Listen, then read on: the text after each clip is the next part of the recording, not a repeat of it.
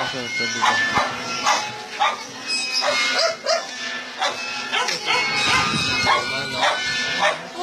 Ayaw ka maniwala sa akin. Alog mo ito ang gawin.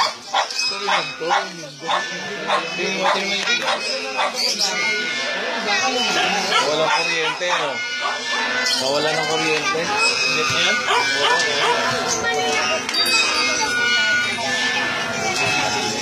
Walang kuryente, pinatay.